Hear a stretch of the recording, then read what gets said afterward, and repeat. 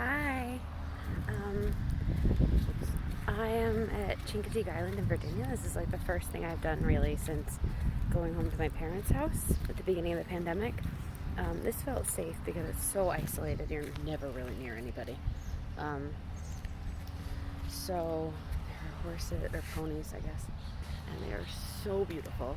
I love being here. They're so calm and just they're wild ponies out on the island. Obviously, these ones are not wild. These are contained. It's a pretty big corral, actually, so I hope they're well treated. Yeah, so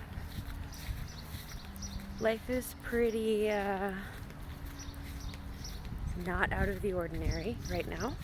I don't even know what to say. I'm just going to show you because it's so beautiful here. I'm here with my mom. Really, we just wanted to try and change the scenery because it's a lot, the three of us being in the same house, not interacting with anybody else.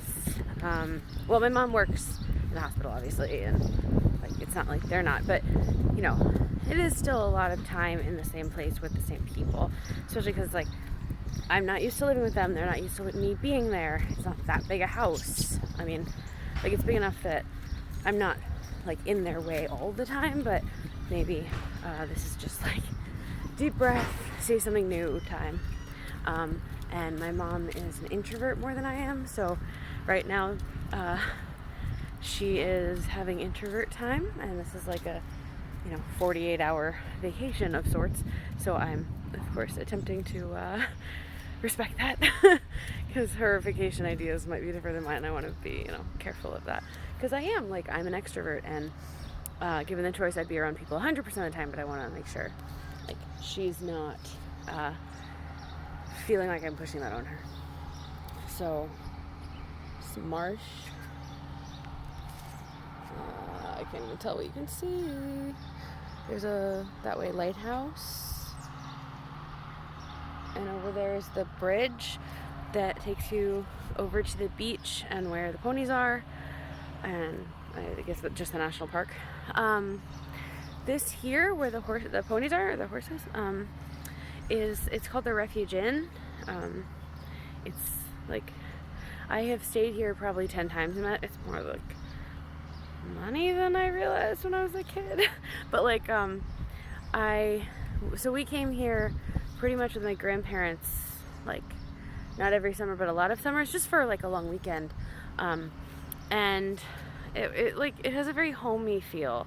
I don't know if you remember or if I mentioned it, but last January my grandfather died, that grandfather, and he was in decline for a while, so it was one of those like blessing and a curse. You don't want someone to die, but it was their time kind of things. So obviously it's hard, especially on my mom because it was her father, but I was glad he was out of pain. Anyway, so he loved this place. So after he died, and he couldn't come at the end of his life, so after he died, we took his cremains, which were in a like beautiful box, sealed, and just walked down the beach. We didn't release the ashes or anything like that. We just walked down the beach holding his cremains. And then he was buried in the military cemetery. But I felt like it's a very comfortable, homey place. Like he would have wanted that to be the last thing he did. Because it's so like, I've spent a lot of time here. Like when I was young, we would a lot of my friends would go to like the fancy beaches in New Jersey, or like the Poconos in Pennsylvania, or go on crazy far away trips. But this was just it's like a 4-hour drive, so to go for a weekend is not too hard. It's really it's a lovely place. Highly recommend. Okay, that's really all I have to say. So yeah, okay, DFCVA. Love you guys.